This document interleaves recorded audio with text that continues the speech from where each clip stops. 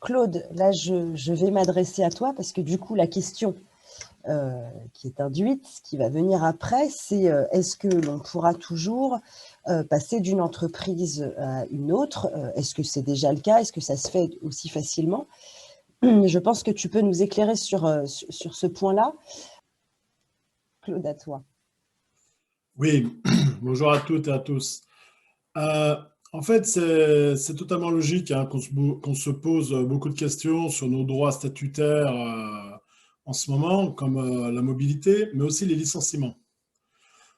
Aujourd'hui, c'est une question qui est revenue à plusieurs fois. Vous voyez, suite aux interventions de Jean-Paul et de Eric, la désintégration des groupes dans les IEG, elle s'accélère. Et contrairement à ce que certains pensent, le risque de licenciement est bien réel dans les IEG. Oui, on peut être licencié. En effet, que ce soit au sein des industries électriques et gazières ou ailleurs, il existe deux principaux types de licenciement. Le licenciement pour motif économique et celui pour motif personnel.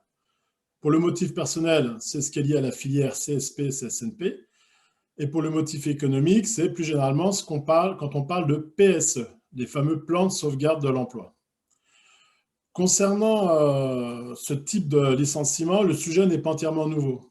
En 2013, on a eu le cas de la SNET, qui aujourd'hui est devenue Gaz à l'énergie. Et plus récemment, on a eu le cas de Neptune, qui était l'ex-exploration-production de chez Engie.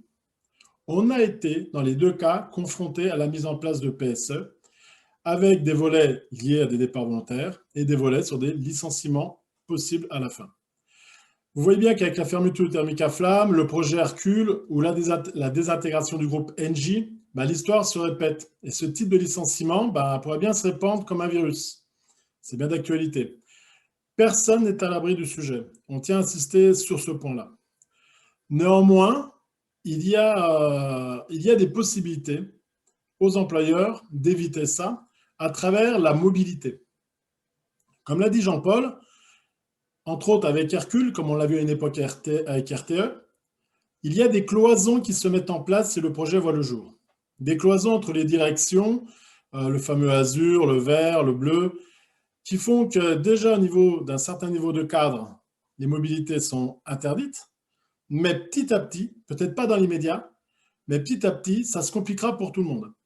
Je vous rappelle qu'il y avait une perce qu'on appelait la perce 212, qui est toujours d'actualité, qui est une perce étendue, mais elle date des années 51, 52.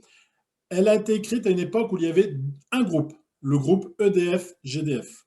Aujourd'hui, la branche, c'est 164 entreprises, de quelques salariés à des dizaines de milliers de salariés. Aujourd'hui, cette perce, la 212, elle est principalement utilisée au niveau des groupes, mais elle ne marche pas avec toutes les entreprises de la branche. Ce que je veux dire dans le groupe, c'est si on prend par exemple Engie, c'est le lien avec Storengy, avec LNG, avec GRDF, GRT Gaz. Mais à chaque fois qu'on attaque le groupe, à chaque fois on crée des cloisons. C'est pareil avec Hercule, on l'a vu à l'époque avec EDF RTE, ça sera pareil demain. Ça ne sera peut-être pas un effet immédiat, mais il est certain que la mobilité va être clairement remise en cause à travers ces systèmes à travers ces fameux projets Hercule, Clamadieu et tout le reste. Donc voilà. Pareil, je rappelle, parce que là-dessus aussi, il y avait des questionnements, les règles particulières applicables au financement du régime d'assurance chômage concernant les salariés des IEG. Elles reposent sur une spécificité qui est liée à son financement. C'est ce qu'on appelait avant la fameuse C52. Mais rien n'empêche un agent des IEG, même s'il ne cotise pas directement sur sa fiche de paye pour l'assurance chômage, de bénéficier de l'assurance chômage comme tous les salariés en France. Il n'y a aucun impact. C'est juste qu'au lieu de financer tous les mois sur la fiche de paye entre employeurs et salariés pour ses droits au chômage, si vous êtes au chômage, alors l'employeur remboursera auprès d'UNEDIC, l'équivalent CEDIC, là, tout le système, au niveau de Pôle emploi, remboursera les frais liés aux indemnités chômage. Voilà. J'essaie de faire court. Merci.